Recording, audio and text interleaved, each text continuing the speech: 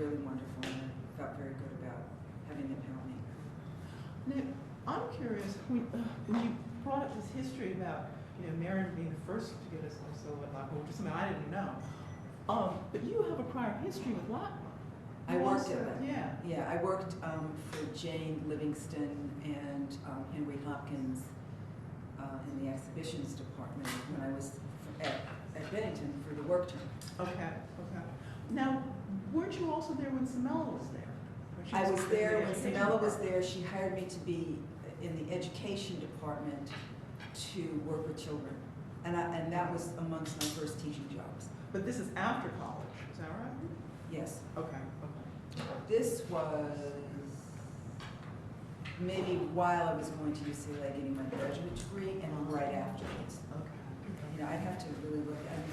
The time is getting like a little bit fuzzy. So Samela hires you Yes. to work there Yes. in the education department? Right, which is one of these basic After. type of deals. After college? Okay, so she's still there at that time? Oh, yes. Because I assume that she was kicked out. In '69 is what she said was that she left. If she left in '69, Yeah, so- And you just. and I didn't get there graduated until in '70, she must be wrong by that date. Well, that could be. Yeah, But you were definitely hired by her. yeah, oh yeah. She was there when I was first there, and then her job was taken over by other people, and I worked for those other people. And actually in that job is where I met Adam Avila, who took all of these wonderful photographs Yes. that really, allow me to have a career that has history, because his photographs were so wonderful. He worked in the children's art workshop with me, teaching children photography, but he also worked in the photography department at LACMA as their, in their documentary department. For years. He just retired a couple years ago. And he took all the pictures and showed them. Do you want to have one last comment, and then, because we can break now, right on time, or I'd 15 like to minutes. have one last comment. I'm sorry? I'd like, you Yes, want- last okay. comments, last comments, Okay. anybody, last comments? Okay, all right, this is a long last comment that has Okay. lots of different Oh, I'm so happy. I was thinking you forgot to bring it. You brought it. Very quickly, because it reminded me when Maren was mentioning something about, or Ulysses, somebody was mentioning something about why they got into it, and I couldn't remember, and now I remember. There's a restaurant, it was a buffet restaurant in Los Angeles called Clifton's, downtown LA. And Clifton's was a very interesting place because there was always a preacher outside ranting and raving. Do you remember that? Yeah. Yeah. Remember the chicken? Yeah, there's always a preacher with the world is coming to an end and whatever. And so inside Clifton's, I don't know, but the owner, had a little religious thing going on. So it was like an environment because there were like little artificial caves and stuff that never went.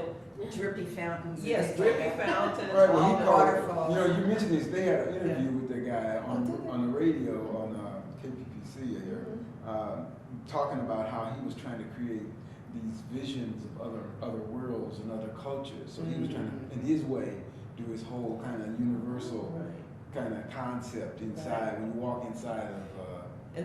And that was it. And I mean, I was really taken by it, and I was a little kid, and I love food, so I mean, that's a perfect combination. It's this environment and food.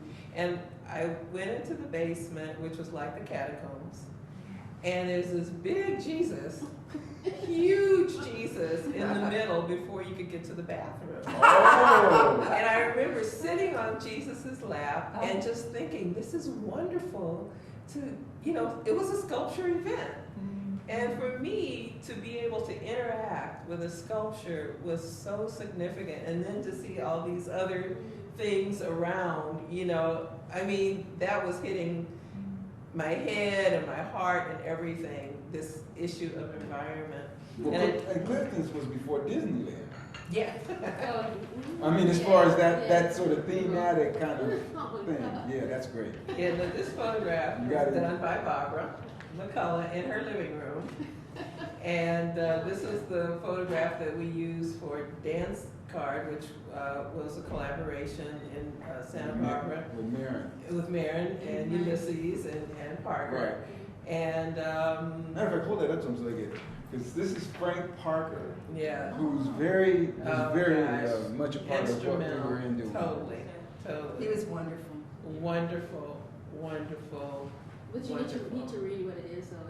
It's dance card. What is it? A nappy Yeah, persuasion? Dance Card, a nappy performance of Tangled Pursuit. And I would call Barbara and I say, Barbara, because she's the wordsmith. I said, Barbara, I need some words. And she would work it and work it and work it, and then, we would come up with these phrases.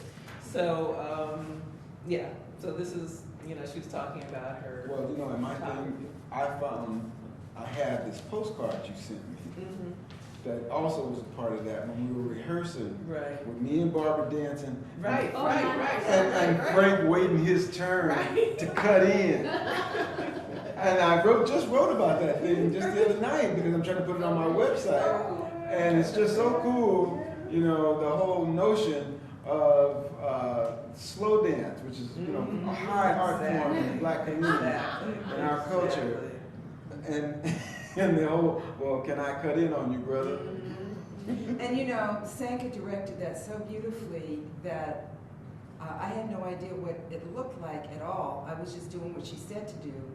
And then later when they videotaped it and I looked at it, I couldn't believe how gorgeous it was. I still can't believe how And gorgeous Ulysses it was is. so funny. It I mean, was he was just so hysterical. gorgeous. People were just cracking up. Yeah. But when we start the new thing, the next segment, I really want to show this video. Okay, good, yeah, well, let's, because the whole next one is just about the collaboration.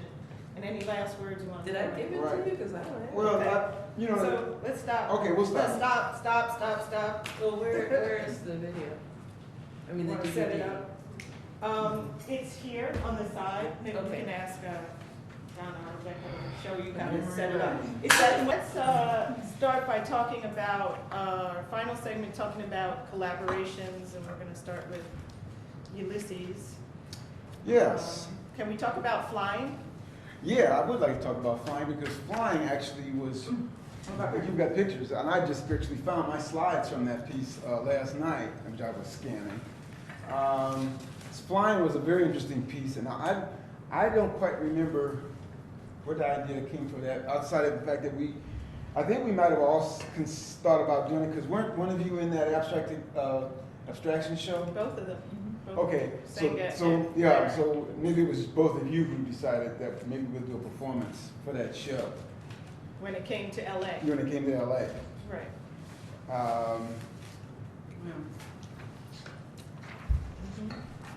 So talk about your These part pieces. in it, because Senga and Maren are doing their sculptural thing, and what about the video component? Well, I decided to do a video piece that would play during the piece. And for the most part, I think I got these guys to help us do a sound piece for the piece. There was this guy named Lofty Amao, and there was a sister who was blowing trumpet. I can't think of her name. I just had it. Dear. I remember her too. Yeah, maybe it'll come to me. And so that was a part of the piece, but I thought the whole piece in itself, in terms of flying, had to do with actually what we were trying to do in a large part, which was spiritually, culturally fly in the sense of bringing a cultural point to the United States from Africa. Wana Nash is the trumpet player. And I had performed with her earlier in a piece in Santa Monica. But she was a very interesting sister who played trumpet.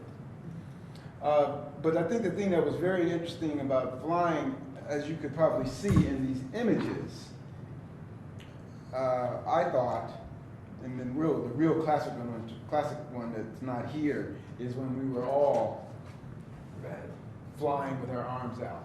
And we wore white suits so that Right. images could be projected on our person. Okay, well, since we're rolling, I'm just gonna go real quickly here. But Ulysses, how did we meet? For flying? Period. Period. Say that again? I just said that earlier. When I had met Maren in New York, and then she introduced me to you. Oh, okay. Okay. For the most part, I just want to talk real briefly about Without Your Interpretation, which is a piece that we did outdoors first, and then we did it indoors. And when we did it indoors, I invited Barbara to be with us, and it was a really interesting piece of work.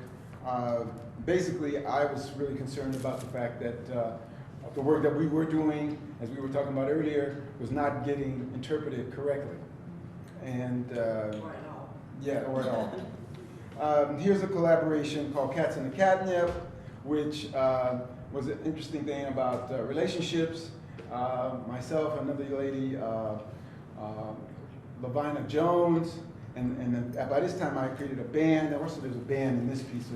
My whole music thing is going to look like it's going to not get talked about here. Why not? Jump in. I gotta go. No, we'll keep talking. Oh, anyway.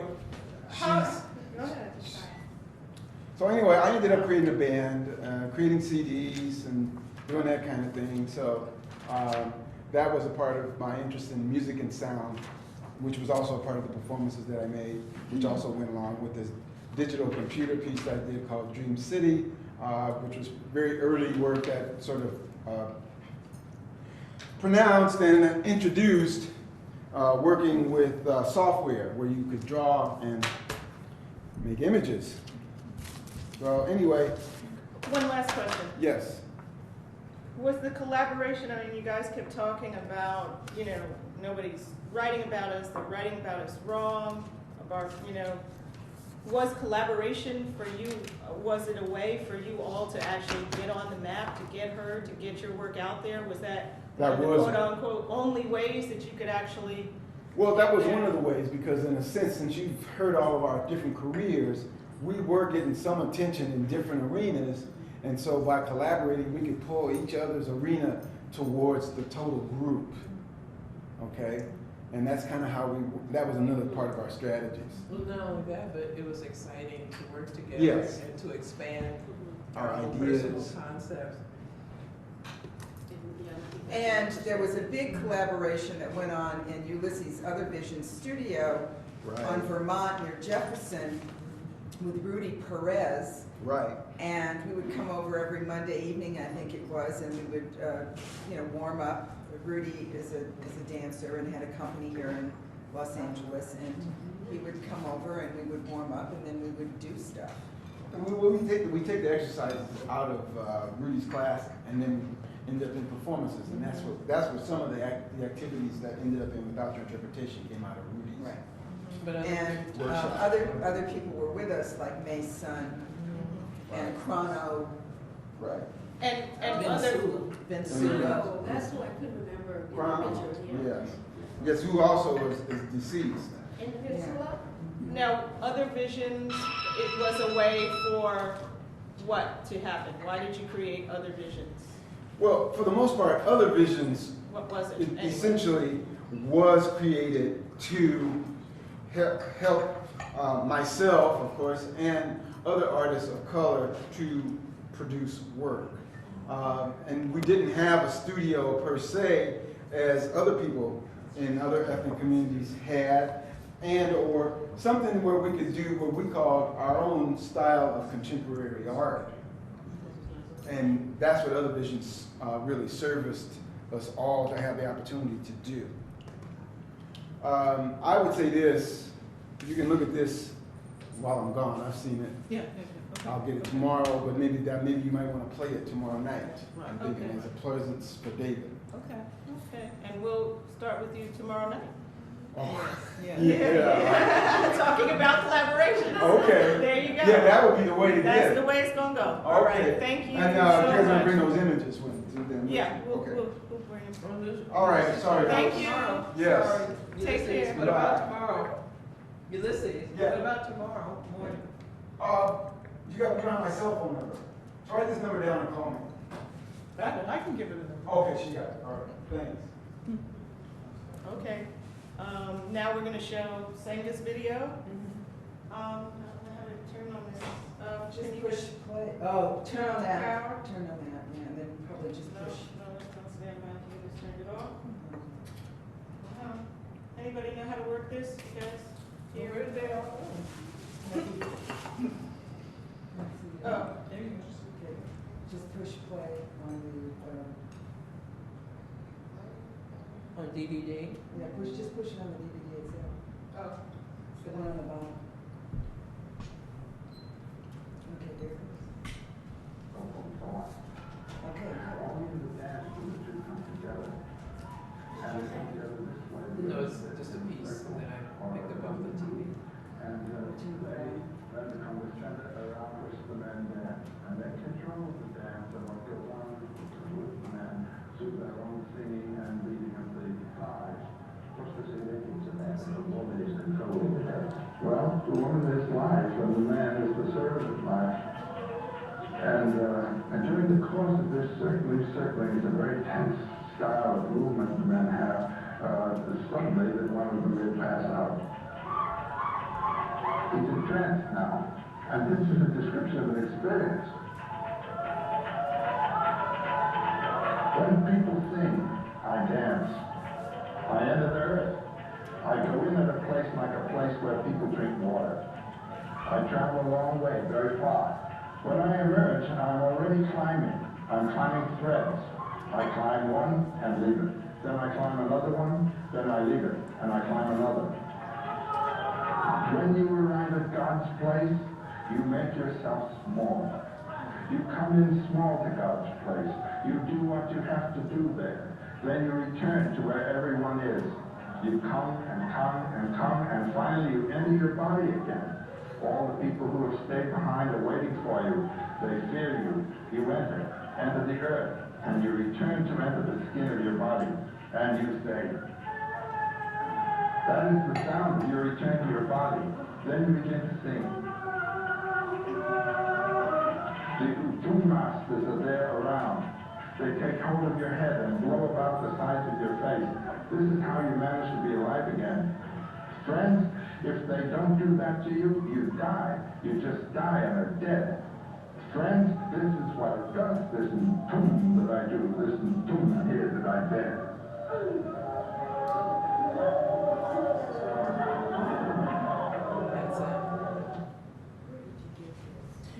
It's part of Joseph Campbell thing, you know.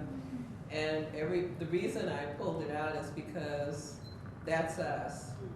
We're marching around the circle with each other. We're blowing life back into each other as we dare to do some of the experiments that we do. If we didn't have this sense of camaraderie, if we didn't have this sense of support, then singularly we would have just faded. So that's why, you know, this tape is so important to me, because that's why I said it's the emotional aspect of our collaborations.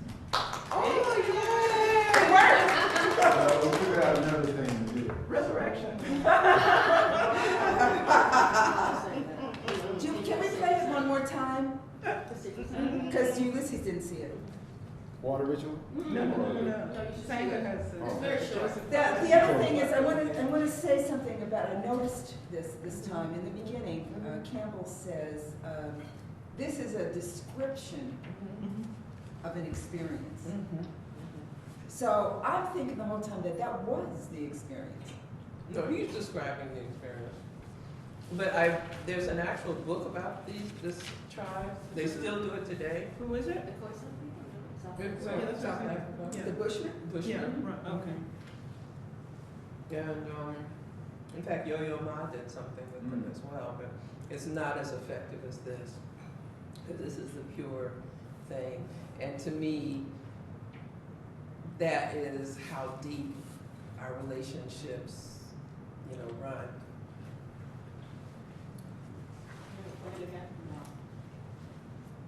Do you agree? Do you agree?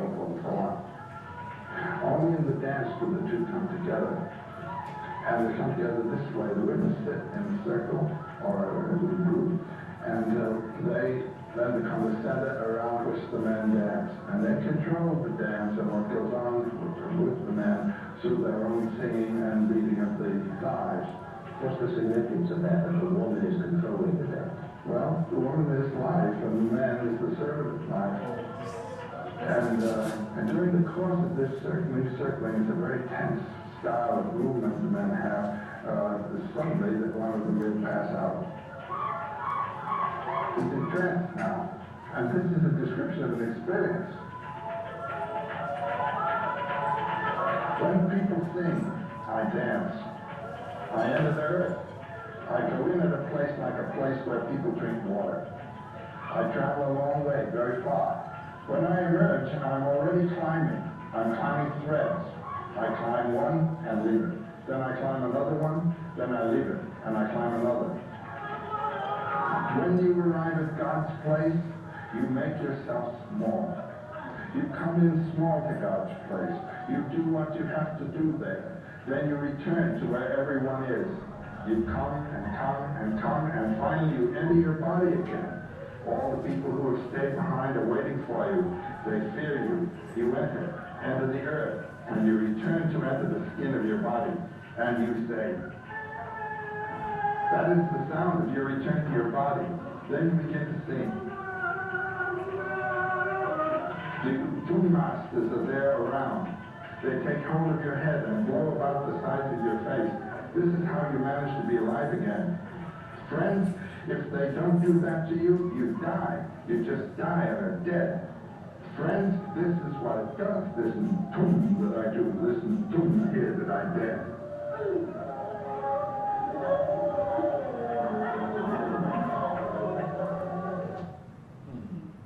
Listen, Joseph Campbell. But don't you think that reflects our collaborative? Oh, certainly. I mean, the thing about that, and when you're comparing it with our collaborations, I mean, there are things that obviously we can't even express that happen during a lot of the work that we perform together. Certainly in Dream City, there was a sense of that similar kind of thing. And then again, I think in the flying piece that I was talking about earlier, there was that sense of that kind of connectedness. But the thing, I was listening to him, he was talking about going out of his body and everything. So I went to Brazil last summer, and I went to the Candomblé houses, and where the sisters go out and are taken over by the spirit or by the Orisha spirits. And I see this very similar kind of connection to reaching a higher plane within our existence on this earth in African cultures. And so that's the thing that when we're talking about collaborations, that I don't think most writers were able to comprehend when we did work together. I would say even that piece that I seen that you guys did with Frank, that kissing piece. Oh, yeah. Okay. Oh, that was funny. It's a piece that when I first saw it on video, I just go, man, I wish I was in that piece. Because the fact of the matter that you had, and this goes back to this whole thing about, stereotypes about black folks, but see, for the most part, this particular culture, and I would say American culture per se, or Western cultures, don't give us credit enough that we could extend that type of gesture and feeling towards others, in let's say a certain kind of communal setting. So when's the last time you ever saw, African Americans coming to you and offering you a kiss and an embrace freely, without some kind of negativity attached to the gesture or some kind of pornographic kind of idea that you're supposed to get something off of it? It's those kinds of, and that's the thing, that's why I wanted to work with these women, because they would come up with the kind of ideas that not only were they fresh, but they were heartfelt. And again, it was something that you didn't expect from African Americans as an aesthetic and creative gesture. So that, looking at that, and of course seeing that whole idea of holding and embracing the individual to bring them back into this world, is very, how do you say it? It's otherworldly, it's sunrise. I mean, you know, it's all the things that are pretty much misunderstood about how Africans see this life on this planet. And it's also not only holding, caressing a person as they come back, but it's allowing that person to go out there. Right. And as a shaman, you know, you're taking the responsibility of going further out than anybody else. And you're also taking the responsibility of coming back in and somehow interpreting that information, Right. so that the community is able to somehow use it in some way, you know, be nourished by it. This one? Go ahead. What, I mean, why the emphasis on ritual? There's so much emphasis on ritual, particularly in you three. Maybe Maren can chime in and say me too or me not, but you know, two questions. Is collaboration linked with ritual, and why ritual? What is the compelling thing about ritual? It all had to do about recognizing the spiritual sense, for me anyway, well, being associated with organized religion. And for me, because of the fact that I had this strong Catholic background, you know, not only mine, but my parents and my uncle, you know, just a whole family of people. And I no longer could see how basically that was an avenue of you know, spiritual expression. So it's like creating another space for myself to have, you know, a spiritual connection, you know, and as pure and as simple. I mean, it's really pure and very simple, you know, not necessarily, you know, knowing or understanding at all times what this was, other than I felt that I had to do it, or I had to, like, you know, recognize it in other people, because it just seemed like, as a religious, I could not grasp, you know, religious practices as, you know, I knew them anymore, and I never saw that, you know, churches out there could give me what I needed in terms of, you know, spiritual fulfillment. So, you know, you go back to your own, you have to go back inside, and basically, this is the way I saw it, and sorting it out for yourself. And ritual was, to me, the most obvious way to do it because of the background. You know, Catholicism as it's practiced today is not the way it was when I was growing up. It was the Latin Mass, okay? It was a lot of incense, it was, you know, the high Mass, it was all that stuff that was cloaked in a certain amount of mystery, you know? And I guess personally, I wanted to, like, just separate the mystery of it out and have a more direct connect with the spiritual source. And you Ulysses, I mean, you keep going back to, you know, you have the Griot trilogy. Right. I think in so many works, even up to Planet X, there's this figure, there's this mystical figure, Egyptian imagery. I mean, how does that work for you? I mean, you know, we know Barbara was talking about, you know, a Catholic background, but how does that work for you, and how does that connect with also with collaboration? Well, see, what, like the story I was telling you about when I was in grad school, when I was being told, number one, okay, you're not going to be able to be a successful artist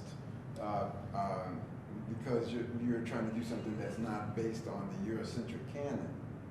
And that really stuck with me because I said to myself, there's got to be a way that I could speak in an aesthetic point of view that comes, number one, from an African point of view, and then something that I can, you know, utilize for myself. And so, in terms of that, ritual, again, as Barbara talked about her conversations with Betty Saar. I mean, Betty Saar was teaching at Otis when I went there as well, and I was very much impacted by the ritual relationships that she imbued in her work. And of course, listening to her lectures about her work and realizing and coming to realize that there is a particular way in which you as an African American can enjoin yourself to the ancestral, let's say, mythos, if you understand where that's coming from and how it fits with you. And so that's been my quest, that's been my search, actually, to find that, and for myself, basically. And so what happened since I was doing performance, I changed dramatically after doing, like I said, doing performance in terms of like two-zone and a narrative sort of Occidental context, and changed over to this ritual context, which was what Adams v. Darbo was about, the Oriental versus the Occidental. The fact that the theater in the round was a community sort of participation, and that when you had that kind of communication going on, it wasn't just that sort of hierarchical kind of proscenium line that's drawn where we on the stage are the authorities, you out there just listen. So I went that way, and then of course engaging with the music, where music becomes more of a central device, which is what the griots do. Griot comes to town, they tell the story of the village, they tell the stories of the family, they show up at the funerals, they show up at the weddings, and to whatever degree that a lot of people don't understand that practice has a lot to do with the music industry, because that's what you have with African Americans taking over the music industry to whatever degree they control it.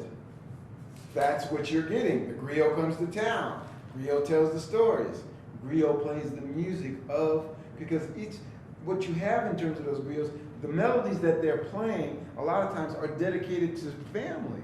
These are the musics of the family. That's what King Sunny Holiday is all about. And when he comes to town, he's playing you that juju music is about that, in terms of what that family is trying to say. So anyway, I tried to incorporate those thoughts into the making of the work as a way of saying, as a contemporary African-American artist, we come to town, we come to tell you our stories, and that's why it goes back to and sort of relates. And see, when I found that link, the griot, then I could continue telling stories as I was doing earlier, just as a documentarian. And then, as an artist, I could fictionalize to whatever degree, but I could also conceptualize and pull from different things. So that's why when I saw Barbara's work, I was like, oh my God, this has a whole lot to do with what I had intentions on doing, but also her artistry influenced me in terms of, because I hadn't seen a whole lot of special effects stuff that she was capable of doing. And I'm telling you, when I saw those women squatting down and pissing on the ground, I said, shit, that's it, man. That's some power right there. And it still has the power. Right. One thing I think this is it. I think I want to touch on again is basically the whole idea of touching the ancestral past. I mean, that was really important to me because I felt like you're part of the society, but yet you're not. And because you have other instincts or other things that basically pulls you away from the society, and the society at the same time does not respect those things, and those things need to be honored and brought out and shared with other people, so that you are bringing something onto your community, but beyond your community to understand how, as African Americans, you're part of the situation, but you're actually not part of it, and it's and part of and at the same time, while you're not given the respect, it's okay to be not necessarily a part of this society, because you have other things to bring to the table to share with those who like you. And it was about sharing with those who are like me. And if other people could embrace that, then that was okay too. But it was really about touching that ancestral past and bringing forth the beauty and the qualities of that basically have helped us to survive for centuries. And what is the role that Black nationalism plays in this? In terms of, our ancestors, our community, I don't want to say it's closed, I don't want to read it as negative, but in terms of what Black nationalism or cultural nationalism, the program that was putting out, which was about the ancestral, about Africa, about the roots of African Americans, and Maulana Karinga and us and the Panthers, they're all very California. I mean, obviously the Panthers in Northern California, but Maulana Karinga and that. Right, and in Baltimore. Right, but I'm talking about in a LA context, in terms of how nationalism really inflects this kind of thought. I mean, is it an influence? I would say for me it was in the sense that, see, the thing that you have to recognize, our work in a whole nother way of looking at it is political. even though sometimes it's not viewed as It's, that. yeah, it's not. It's not, Yeah, not viewed as that. right. And the politics, the thing, I come back to it again, the politics that's in it is us being ourselves. You see, because when I was at Otis, I was, sitting there showing these videos to some grad students, and I had one thing that, it was, when you have these review of your work in these certain kind of crits, and I had a video where it was, I think it was just me, just a picture of me on the screen, and everybody breaks out into this laughter and stuff, and I'm going like, what's so funny? I didn't tell a joke. Is it just the issue of the black image itself standing alone is supposed, I mean, I wasn't doing step and fetch it, but somehow they were getting that kind of tickle, and I'm saying, where does this come from? So if the read of the singular African-American image is supposed to be comedic for its own sake, or has it been stereotyped to the sake of saying that, okay, I see this brother, and now I laugh. Okay? That's daunting. Well, that's the experience that I had, and I think that in some cases you still have that notion based upon the fact that the misunderstanding of the black image is where I started at in the first place. How do I get people to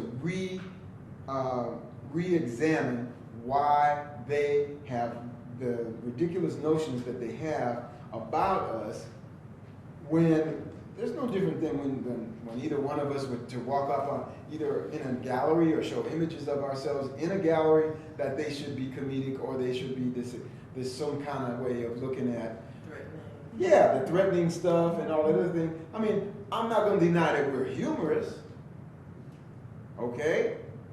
I mean, I think we're hecka humorous, but there's where do we get the respect, if you can go there, about that we're serious?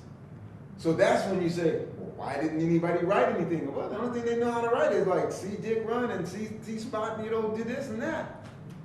So for you, the nationalism comes in the sense of validating the idea that you can have in your work as an artist a program that is about reversing all of this stuff and presenting yourself, and that's not entertainment, that's something serious. Right, it's something to be taken serious, but I think when you say the 10-point plan is a part, for me, of what I felt we needed to institute in a way that's revolutionary. I mean, the fact of the matter that the revolution did come right there in your face, then that was shocking for black folks. So at the same time, how do you get us to join in our own revolution that we should be to this day about, in terms of recognizing that we are some very intelligent individuals living on this planet? I mean, when you look at a video like that and you just go, wow, man, they was thinking that. Well, the people who observed them when they came to colonize said, look at that silly little children. But the other thing that I'm thinking about too is that at his time, 70s, say particularly late 60s and 70s, in Los Angeles, again, it seems like what's dominant is the nationalist version of the revolution. And in that version, in the visual arts, it's making positive imagery, representational art, et cetera, et cetera. And obviously, none of you is doing exactly that. You're taking on the agenda, but you're choosing some very different means. And I'm wondering about, where that puts you, in a sense. Nowhere. Yeah. We didn't consider we were part of the agenda. I mean, basically, that's really what it was. Because I just felt like, this is something that I really had to do. This was a part of, what I saw that I felt as though was needed. And my whole perspective was, if I have an idea I want to put across, and maybe I'm only going to touch one person, then, you know, or maybe two people, but it needs to be put out there because maybe that one person will share with another person.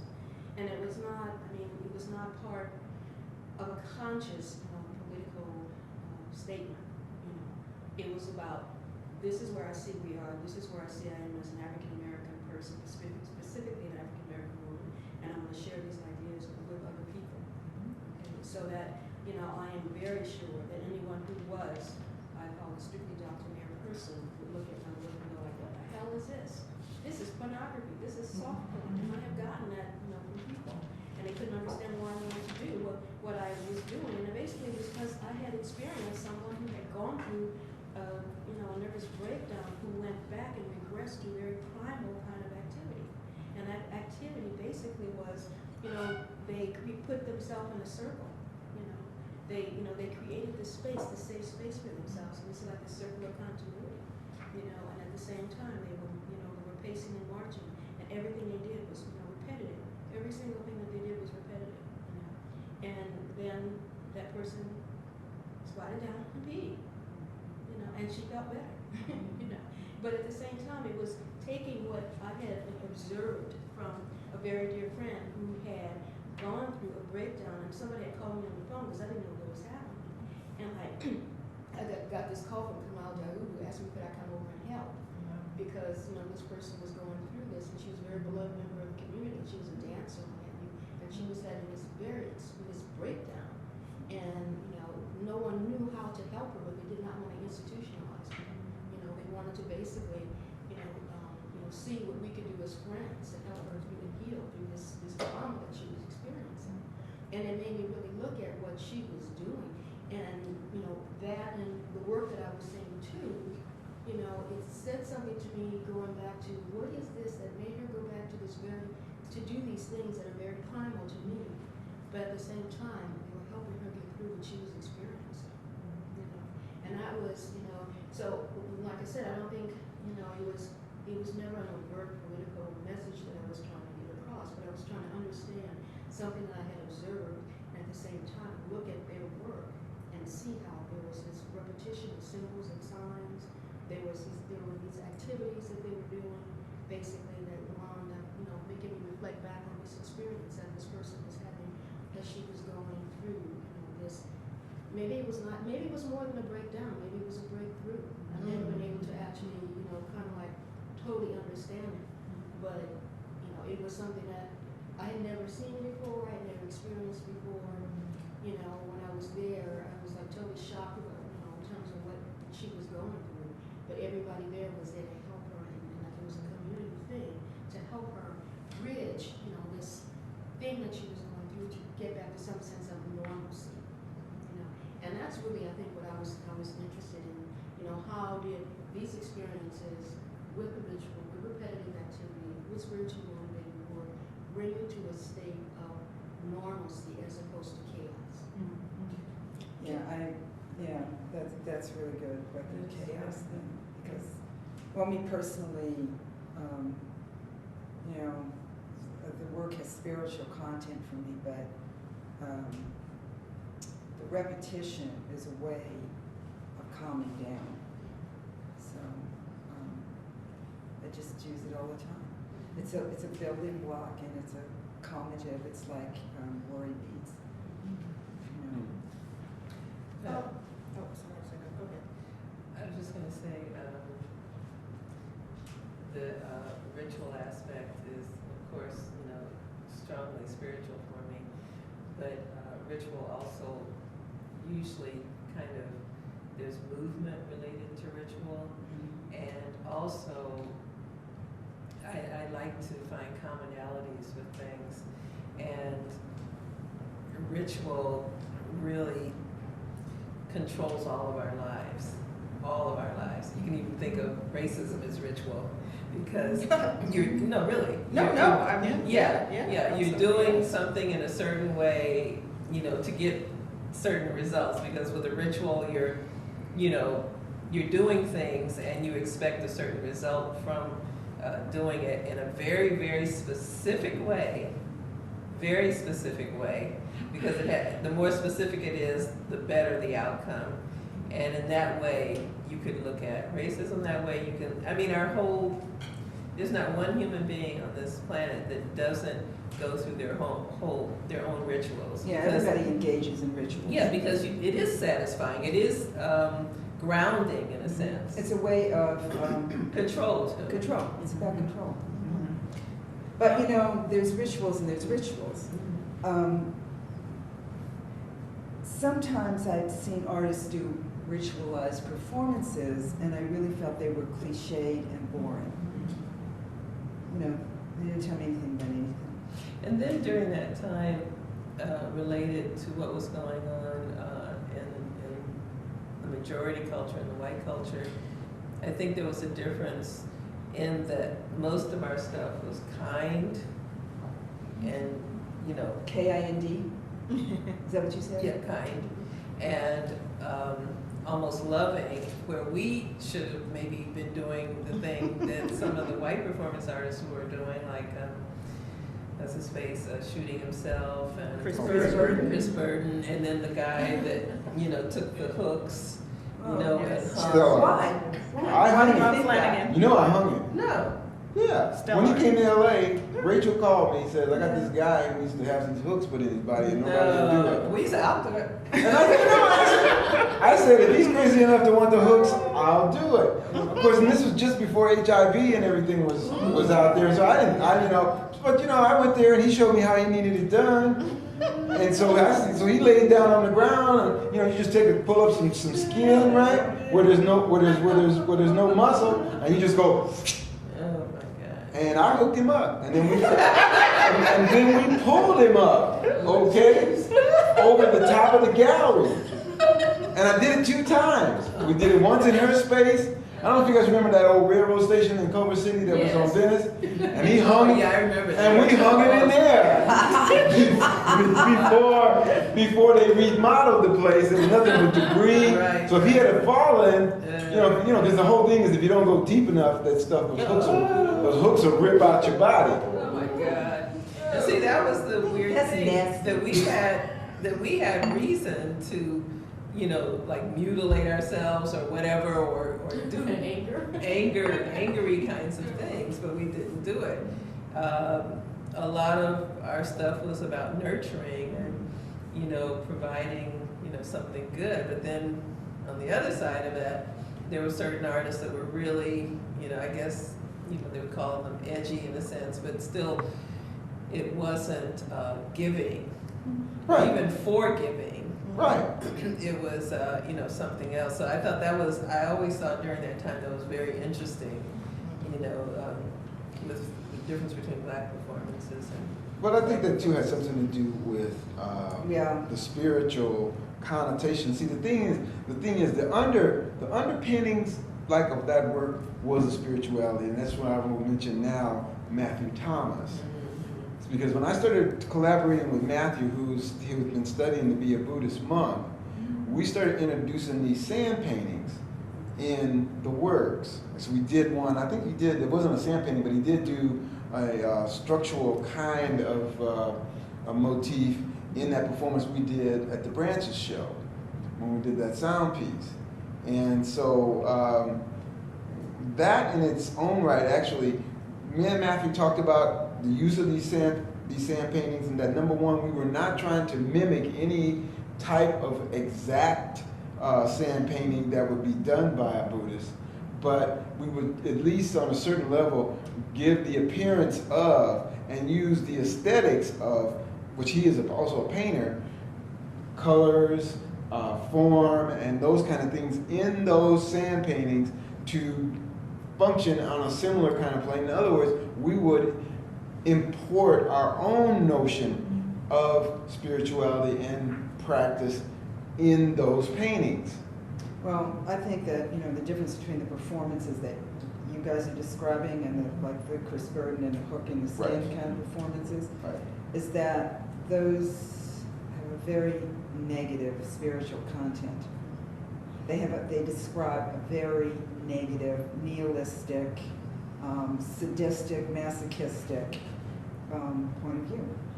if you were to talk to Stellark, he'd tell you he got the idea from watching these Native Americans. right? There's a And- Native American Sunday thing. ceremony. Right. But did they But it's hang not coming themselves? from the same place. No, it's not coming from the same Well, place, obviously. I don't think of them as hanging themselves up for a public display. Did No. they do that? Well, they hung Well, they- themselves up, but it was Right. for, It was to yeah. transcend a certain Right, exactly. kind of accent in terms of with experiences that they were having in their life or in Like terms of- It was also or something. spiritual. Right. Right, Yeah, right. like Well, it was like a laying cleansing, nails. it was like a Right. cleansing moment, right? Right. Well, it doesn't sound like what he was doing was cleansing. But maybe it was. I mean, don't you think that white people at that moment are cleansing themselves? The younger people of your generation, if you're looking, these are people of your generation, Burden and so on. Right. They're cleansing themselves from what their parents had done by doing these violent things. I mean, if you think about Chris Burden's work, it seems like what he says about it is he's really putting his white male body to a certain extent in harm's way to show it as a white male body in harm's way. And the reason why black people don't do this is because you, like you said, you walk down the street every other day, you in harm's way. So why are you gonna do that? That's old. That's not even a performance. Well, see, That's life. and that's what most of these, You know. these writers or these so-called critics don't get. They figure, well, you know, you're not challenging yourself, you're not trying to get killed. I say, you almost get killed every day. Every day. Shit. I mean, I almost got killed just going to school in the South. I mean, if I want to get killed, that's not hard to do. Matter of fact, black on black crime is a regular thing. But And I think it's also the same situation with the feminist movement. You know, black women have always had to work. Yes. So it wasn't an issue, you know, this wasn't this contrived issue of, well, you know, it's not contrived, but that, you know, we need to get out there and be equal, you know, in the job market and everything, because women have always had, black women have always had that, some level of independence when it's come to that. So it wasn't. Forced employment. Forced, exactly. It's like being, you know, I can. well, let's put it this way: the statistics about black men in jail is, you know, they're trying to get them out of jail now. And Schwarzenegger yesterday is talking about he's gonna let them out because they need some money. Yeah. So it's, you know, this whole, again, a lot of the strategies, and I'll leave it at that, you know, in terms of the work that we were trying to produce, in a lot of ways went beyond the expectations. I think that first and foremost went beyond the expectations of what a lot of people thought that we could think. Let's put it that way. But then at the same time, what we were thinking was not what they succinctly thought we should be thinking. And so having their, let's say, notion of putting a position on us is always been the struggle, I think, of an African American artist in this culture. But I'm also thinking, the other thing that I feel like I'm hearing here is the extent to which your work was not other directed. Your work was directed at your centers, however you saw them. From the And- center out. Yeah.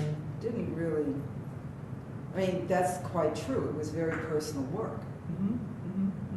And that you didn't necessarily feel your obligation, you know, was to make certain kinds of statements to the world. I'm not putting this. No, but The that's- obligation was just to basically convey the truth, to convey your truths. That's Okay. really Yeah. what it was. The obligation was to convey your truths, not to plug in anything, but to convey your truths as you saw them. And as you experienced them and felt them. Yeah, because you didn't have to, as far as I was concerned, I didn't have to state in certain terms that I was a black woman and I was, because I've had pretty much every experience, you know, I don't even want to talk about the experiences I've had, really. And so whatever I do, even if it's abstract, it's coming from these experiences.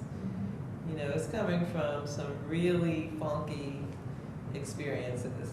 So I don't have to explain it, I don't have to put it in a certain framework so people will easily identify it. If it's coming from me and I'm black and I've had these various experiences that are really Black experiences, you know, then that's it. That's what it is.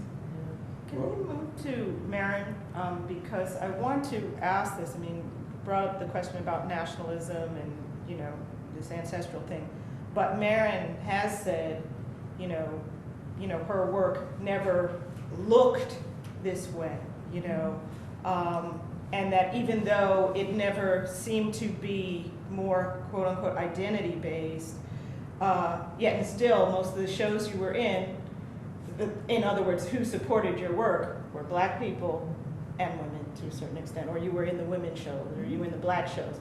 But I wonder how your aesthetic then, you know, relates to, you know, this whole nationalist thing, and also how the collaboration then works. Because you're still collaborating with people who are supposedly looking more ancestral in a certain way that could relate to Africa. So I'm wondering how you see yourself, one, in terms of relating to nationalism, in terms of relating to Africa, and then in terms of how that works with the collaboration. Well, I made this piece recently. It's still going on. It's been going on for 15 years. It's at 110th Street and the IRT. It's in the IRT. And it's called Message from Malcolm. And it has all these little symbols on it, which I discovered all of this work that I have been doing with wire rope, like, you know, weaving the ends together and unplying the ends and fraying them out, and, you know, having two unfrayed ends joined by a length of wire rope, if you can imagine that, right?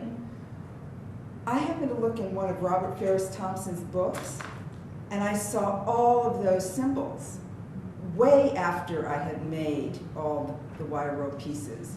And it was images of, let's see, what was the word you used? But of Incivity. Empowerment. Oh, I'm sorry. They were images of empowerment. Was it in Flash of the Yeah. Spirit? Yeah. And so then I was like very taken aback, because I had never studied that book before I made those images.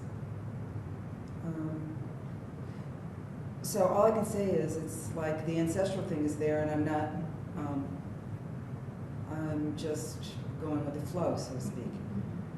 As far as working together, I mean, it's lonely just being in your studio all the time, and Senga and Ulysses were great fun and great friends and great support system for me, and Parker, Right.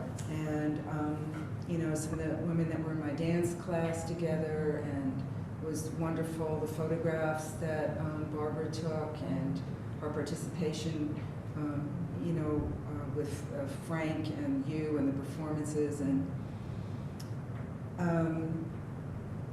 my relationship to them is that we're friends. I really think that we're friends, and we've been through a lot together. We've been through 30 or 40 years of making work together, and we're all in our 60s now.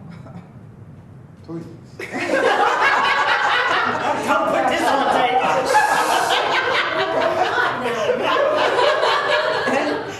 and you know, Baby boomers. and we didn't have a support in the system, and we supported one another. And so that's really important to recognize. And I want to mention this issue about music. And I have some materials that Greg gave me, and part of it was talking about, you know, improvisation. And he went really back to bebop and all that kind of stuff. But you know, we've always kind of looked up to jazz. I've always kind of looked up to jazz musicians as being, you know, it's like in African culture. You know, they set the tone. You know, with drums, you don't know what Orisha you're working with until the drummer tells you, okay, this is what's happening. And so with jazz, you know, this intense improvisation